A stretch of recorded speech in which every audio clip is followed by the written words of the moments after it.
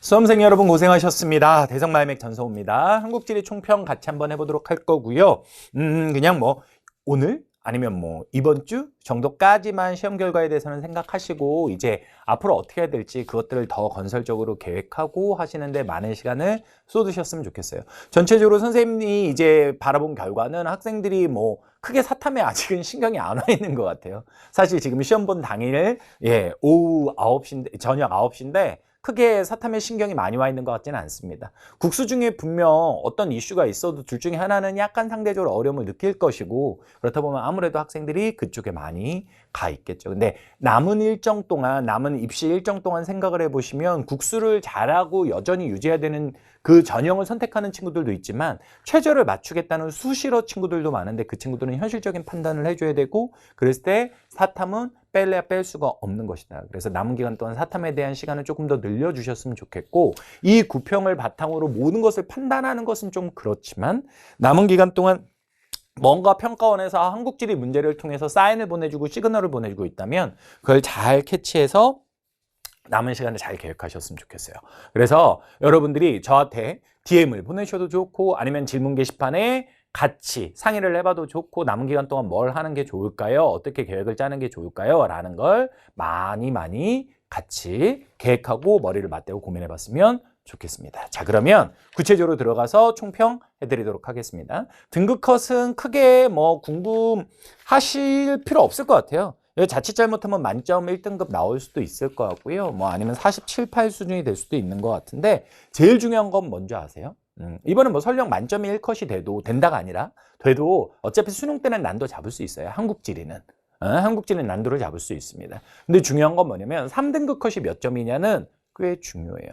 3등급 컷이 40점 위로 올라왔냐 아니냐가 여러분들의 전반적인 수준을 볼 수 있는 겁니다. 분명 6월 달에는 40점이 안 됐어요. 3등급 컷이. 근데 이제 이번에 올라오냐 안 오냐 그것에 따라서 여러분들이 몇 등급을 받냐 그 자체도 중요하지만 다른 친구들은 어느 정도 수준을 하고 있구나 라는 걸 좀 감을 잡으실 수 있을 것 같습니다. 자, 일단 등급 컷은 나중에 나오면 보시면 되겠고요. 선생님이 이제 몇 가지를 내용을 좀 뽑아봤는데 6월과 크게 다르지 않아요. 기존의 킬러 파트들이 그렇게 출제가 되지 않았어요. 6월 달에도 이 내용은 마찬가지였는데 예를 들면 학생들이 되게 어려워하는 것 중에 하나가 뭐냐면 시기별 도시인구 변화 뭐 이런 거예요. 도시 체계라고 하는 부분에 그런 것들을 어려운데 그런 자료가 없었어요. 그리고 6월 달에는 원래 기존의 킬러이기도 한 기후 문제가 6월엔 어려웠는데 6월에 비해서 기후 문제도 좀 더 수월했습니다. 그래서 전통적인 킬러들은 없었다. 이런 말씀 드릴 수 있고요. 두 번째는 강화된 지역성 문제가 많았는데 일반적으로 지역지리 문제는 그래프로 많이 내는 편인데 그래프보다는 글로 써 있는 것들이 많았습니다. 제가 이제 높이바람 그 9평전에 선생님이 해설 강의를 했던 높이바람 파이널 모의고사를 들었던 친구들한테도 그 말을 했고 현장에서 보는 많은 친구들한테는 그 말을 했는데 뭐라고 했냐면 큰 시험을 앞두고는 단편적인 암기를 하고 그것을 정확하게 외워주는 걸 해야지 막 복잡한 문제들을 풀면 안 된다 이런 말을 했거든요. 어떻게 보면 모순적인 거야 내 스스로가. 왜? 9평전에 높이바람처럼 어려운 모의고사 내놓고 그거 사서 풀어봐도 좋다라고 해놓고 정작 9평 앞두고 일주일이나 열흘 앞두고는 학생들한테 단편적인 거 외워라. 그런 것들은 안 풀어도 지금은 푸는 게 아니다 라고 말을 했거든요. 근데 그 말은 수능에도 그대로예요. 그런 어려운 문제나 이런 것들은요 이미 그 전에 뭐 수능 같은 경우 이건 사람마다 판단이 좀 다르겠지만 저는 한 3주 전까지는 풀어도 되는데 그 안으로 들어가면 풀지 말라고 해요. 그래서 현장에서 만나는 친구들한테도 3주 안쪽으로 들어가게 되면 남은 시간 과제 더 이상 주지 않습니다. 모의고사 과제나 이런 거 주지 않아요. 그런 이유가 그 D- 뭐 사람마다 차이는 있겠지만 D-3주, D-2주 들어가게 되면 새로운 문제를 풀어서 얻어낼 수 있는 것보다 기존에 풀었던 것들을 다시 한번 반복을 하고 단편적인 암기를 확실히 함으로써 다지고 거기에 추가해 줄 수 있는 점수가 더 많기 때문에 그런 거거든요. 그래서 이런 것들이 강화된 지역성 문제나 이런 것들이 이번에 제가 얼추 세봤는데 한 5문제 돼요. 그래프 없이도 그냥 글로만 지식으로만 푸는 거 그런 것들 중요하죠. 그래서 그런 거는 끝까지 여러분들이 수능 때까지도 중요시 해야 될 것 같고요. 그래프 문항이 세계지리보단 그래도 한두 문제 정도 많아요. 세계지리보다 한두 문제 정도 많은데 아마 이 시험지 두시고 선생님 높이바람 모의고사 구매한 친구들은 옆에 두고 보시면 공간에서 느껴지는 그 압박감이나 막 이런 것들이 장난이 아니죠. 높이 바람에서.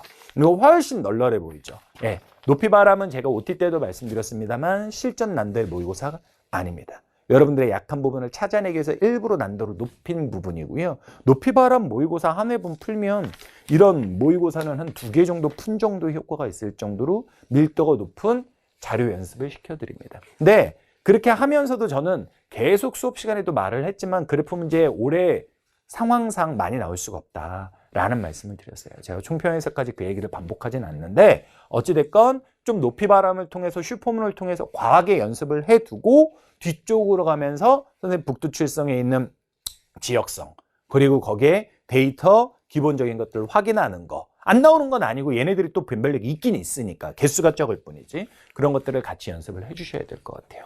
그리고 6월과 마찬가지로 19, 20번 6월 달에 이제 뭐 교집합 벤다이어그램 뭐 이런 식으로 나왔었는데 이제 9월 달에는 그런 건 없는데 19, 20번 특히 20번이 말로 이해하기가 좀 어렵죠. 근데 이런 거 높이 바람에 다 스타일 있습니다. 이 스타일들 예, 채점표다 막 이러면서 예 아니요 답하는 거 그런 식으로 문항 준 것들을 통해서 변별력을 갖고 있습니다. 그래서 전체적으로 보게 되면 학생들이 봄 전체 문항 들어가서 설명은 드릴 텐데 학생들이 어려워할 만한 문제들은 2페이지까지는 많지는 않아요. 근데 이제 뭐 3페이지에 12번 자료 문제, 13번 그다음 3페이지 12번 그다음에 13번 에너지와 관련한 문제 여러분들이 어떻게 느끼셨는지 모르겠는데 13번의 최종 에너지 소비량 비율 문제는 제가 처음으로 본 자료거든요. 저도 이거 에너지경제연구원 들어가서 자료 찾는데 한참 걸렸어요. 한참 걸렸습니다. 저도 처음 받고 물론 풀었지만 그런 문제가 들어가 있어요. 그런 자료들이. 그리고 이제 4페이지에 20번 문제 형식이 좀 어렵죠. 어렵습니다. 문제를 풀 때 이게 무슨 말이지? 감을 잡기가 어려워요. 그리고 또 앞에서 시간 많이 지체한 친구들은 시간 때문에 쫓겨서 못 풀 수도 있을 것 같아요. 이런 식으로 문제들을 넣어놨는데 그런 것들에 대한 것들은 충분히 6월과 9월 문제에 대한 평가를 떠나서 완성도에 대한 평가를 떠나서 6월과 9월 일관되게 지금 방향을 제시해주고 있기 때문에 그거에 맞춰보면 될 것 같아요. 사실 6월 달에도 거의 똑같았거든요. 6월 해서 이거 총평 한번 보세요. 거의 똑같았어요. 근데 6월 달에 이제 선생님이 6월은 이렇지만 9월엔 그래프 제시 문항이 늘어날 거라고 그랬어요. 근데 안 늘어났어요. 안 늘어났어요. 예, 6월과 9월 사이에 이벤트가 있었어요. 그래서 출제에 있어서 패턴이 바뀔 수밖에 없었습니다. 저는 그걸 이제 슈퍼문이나 높이 바람 때 말씀을 드렸습니다. 그래서 이제 그래프 제시 문항이 늘어나야 하는데 그러지 않았고 그리고 그래프 문항이 많지 않다 보니까 통계 문항이 원래 늘어나야 하는데 많지 않았어요. 그래서 수능 때는 그러면 어떻게 될 것이냐라고 하는데 수능 때도 6월과 9월과 마찬가지로 갈 것 같아요.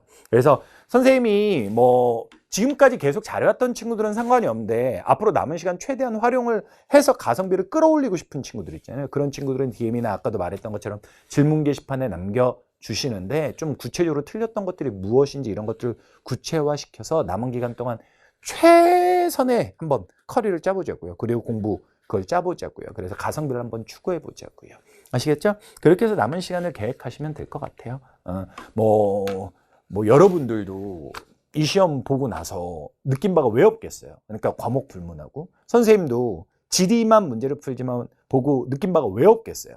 근데 우리는 있잖아. 여러분과 우리는 같은 입장인 게 하나 있는데 그게 뭐냐면 문제가 어떻다, 상황이 어떻다 이런 걸 평가하는 입장이 아니라 그냥 평가원에서 내는 문제를 받아서 푸는 입장이에요. 푸는 입장입니다. 그래서 우리는 맞춰가야 하는 사람들인 거지 우리가 나 이런 스타일이면 안 할 거야 이렇게 부정하고 부인하고 그것에 대해서 불만을 가질 수 있는 상황이 아니거든요. 남은 70여일 동안 우리가 최대한 한번 맞춰봅시다. 선생님 이미 예상하고 있었고 높이바람 모의고사 그럼에도 불구하고 진행했고 그리고 북두칠성은 그 스타일에 맞게끔 이미 변형을 다 해서 조만간 한 열흘에서 좀 길게 걸리면 2주 안에 책이 나오게 될 겁니다. 그러면 그것들 통해서 진짜 최선의 한번 효율 뽑아낼 수 있게끔 준비해 보겠습니다. 예상하는데 왜 못 맞출 게 뭐가 있어? 그지? 같이 한번 그렇게 해나가면 좋을 것 같습니다. 자, 그러면 전체 문항 해설 통해서 만나 뵙도록 하겠습니다. 감사합니다.